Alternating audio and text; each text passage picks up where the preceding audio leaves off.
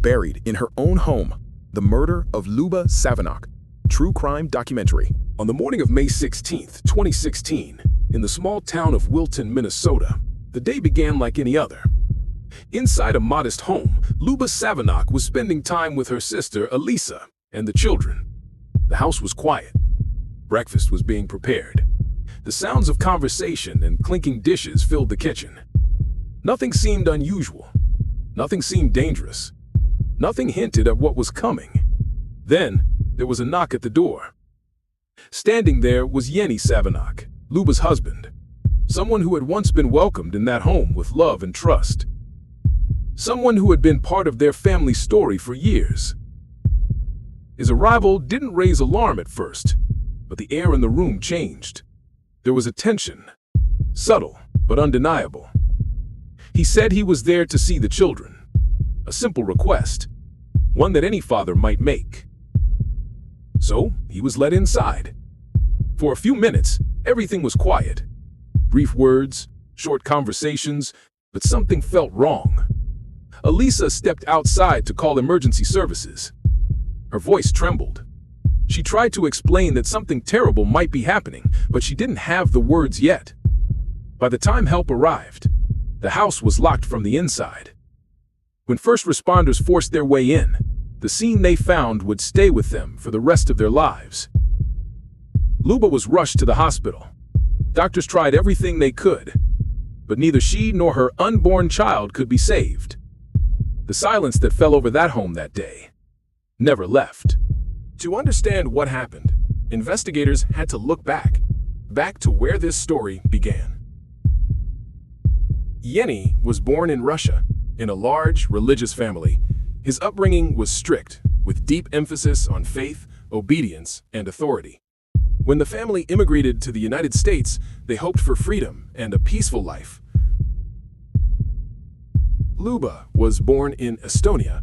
Her family, too, came to the U.S. seeking stability. She grew up gentle, thoughtful, hardworking, rooted in community and faith. They met in church. They volunteered. They prayed. They fell in love.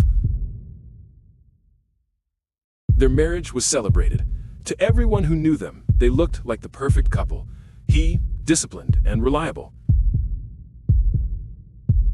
She, kind, patient, soft-spoken. But behind closed doors, the balance was shifting. What looked like devotion slowly revealed itself as control. What others called commitment, Lyuba lived as restriction. Her world grew smaller. Friendships disappeared, independence faded, and fear took root in the corners of her home. There were moments of hope, moments where she believed things could change, moments when she held on to the belief that love could fix what was breaking. But each time, the peace never lasted.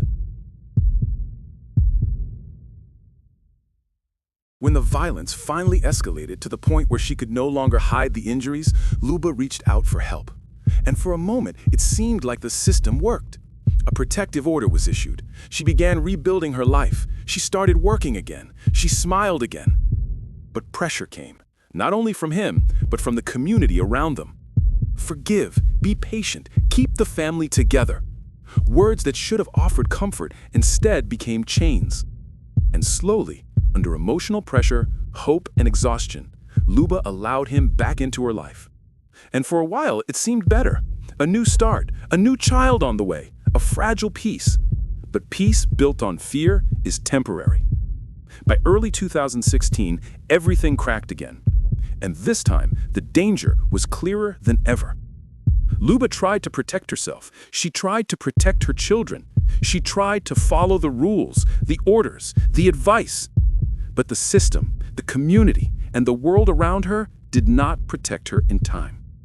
What happened on May 16th was not sudden.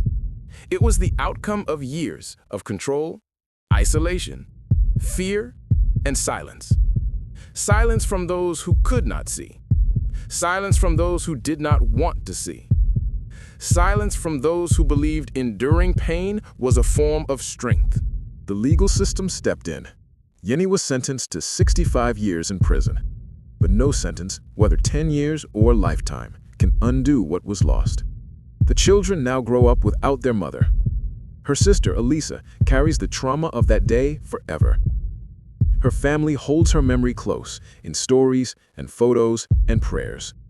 And the community that once urged patience now speaks her name as a reminder.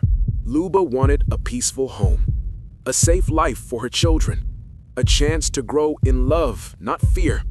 Her story now stands as a voice for those who feel trapped but unheard.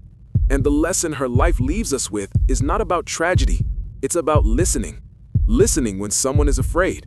Listening when someone whispers instead of screams. Listening before the silence comes. If you or someone you know feels unsafe at home, speak.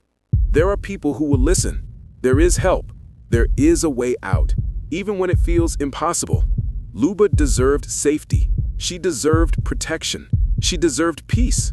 No one should ever lose their life waiting for things to get better. Follow Buzzify 360 for more true crime stories.